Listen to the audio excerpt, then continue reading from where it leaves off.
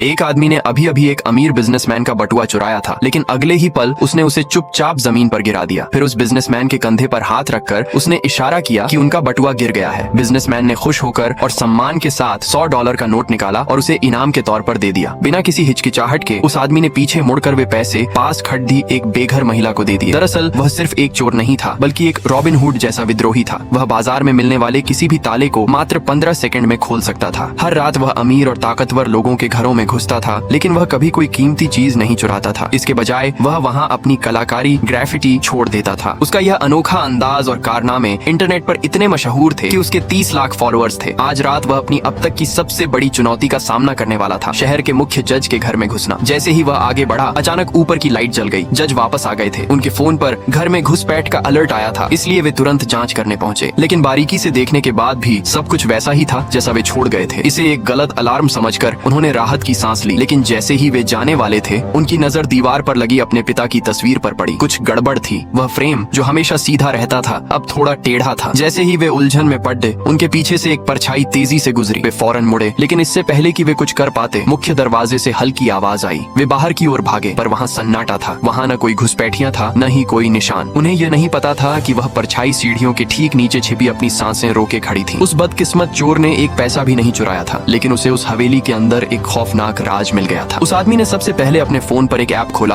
और घर का वाईफाई बंद कर दिया। फिर बिना कोई आवाज किए वह अंदर घुस गया। रिटायर्ड जज का घर ऐशो आराम और रसूख से भरा था, लेकिन उस आदमी को किसी कीमती सामान में कोई दिलचस्पी नहीं थी। वह सीधे दीवार पर लगी उस तस्वीर के पास गया। उसने तस्वीर को सावधानी से नीचे उतारा ताकि खाली जगह पर अपना सिग्नेचर मार्क बना सके। लेकिन जैसे ही वह काम शुरू करने वाला था, बेसमेंट से एक हल्की आवाज आई। वह सावधानी से अंदर गया तो वहाँ सिर्फ एक चलता हुआ पंखा मिला, लेकिन एक चीज ने उसे हैरान कर दिया। बेसमेंट की दराजों में उसे प्लास्टिक की जिप टाई और पुरानी तस्वीरों का एक ढेर मिला। उन तस्वीरों में जज अपनी जवानी के दिनों में दिख रहे थे। जब वह उन तस्वीरों को गौर से देख रहा था, तभी कोने से एक अजीब आवाज आई। वह चौंक गया और तस्वीरें उसके हाथ से छूटकर फर्श पर बिखर गईं। जब वह उन्हें उठाने के लिए नीचे झुका तो उसने देखा कि दीवार के पास रखे स्टोरेज रैक के नीचे से हल्की रोशनी आ रही है। वहाँ एक गुप्त कमरा था। ठीक उसी समय टेनिस मैच खेल रहे जज को अचानक एहसास हुआ कि उनके घर का सिस्टम ऑफलाइन हो गया है। उनका दिल बैठ गया। उन्हें लगा कि कुछ तो गलत है। वे तुरंत अपने दोस्तों से माफी मांगकर कार में बैठे और तेज रफ्तार से घर की ओर निकल पड़े। इधर उस आदमी ने सावधानी से रैक को एक तरफ खिसकाया, जिससे पीछे एक लाल रंग का गुप्त दरवाजा दिखाई दिया। वह मजबूती से बंद था। उस आदमी ने अपनी आंख दरवाजे के छेद पर टिका दी और अंदर का नजारा देखने की कोशिश करने लगा।